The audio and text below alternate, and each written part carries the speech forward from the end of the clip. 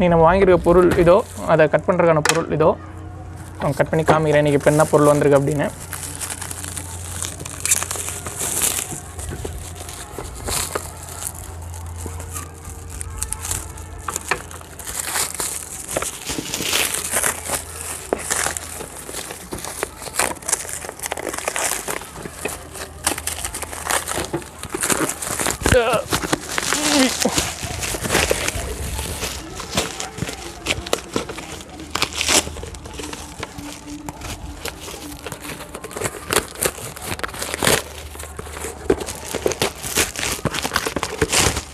Okay, cut பண்ணியாச்சு.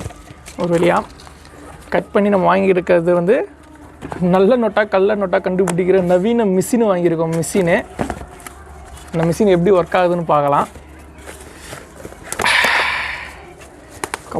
Come on. S, okay.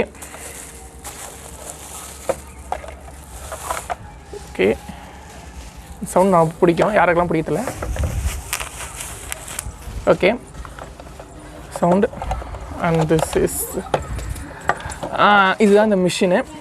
பார்த்துங்க, இதுதான் இந்த மிஷின். இந்த மிஷின் எப்படி ஒர்க் ஆகுதுன்னு நம்ம செக் பண்ணலாம். இது பவர் பிளக் கொடுத்துருக்காங்க. பவர் பிளக் வச்சு நம்ம இது பண்ணலாம். ஆன் பண்ணி பார்க்கலாம் எப்படி இருக்குன்னு.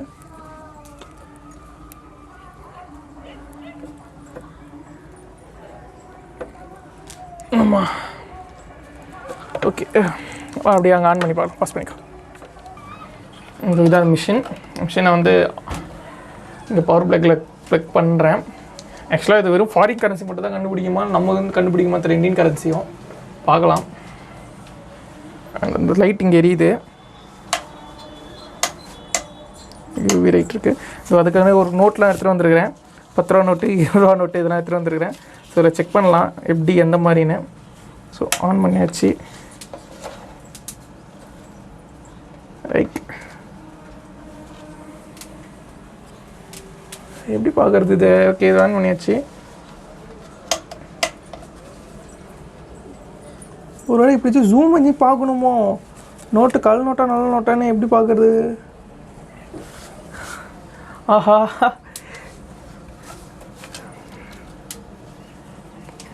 இங்கே மிஷின் வைக்கிறோம். ஓகே,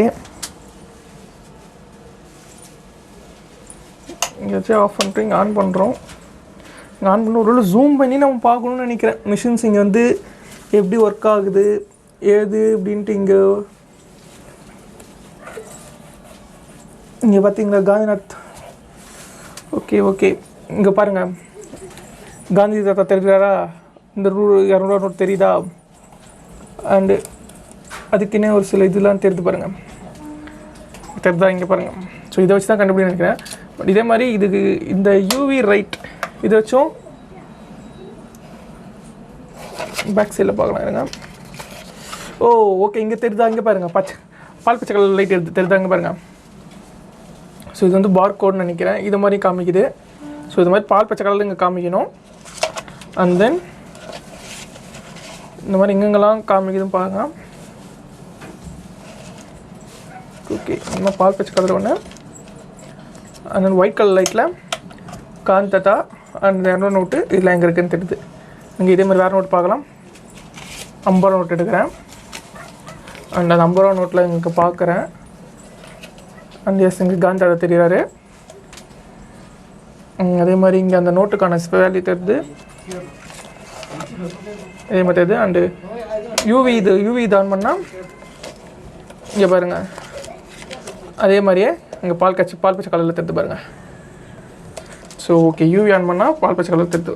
ஸோ இந்த இதெல்லாம் வந்து இந்த நோட்லாம் தெரியுது பார்த்தீங்களா? இதெல்லாம் வந்து நமக்கு பார்க்க சில்வர் கலர் தெரியுது, இந்த செட் பால் பச்சை கலரில் தெரியுது.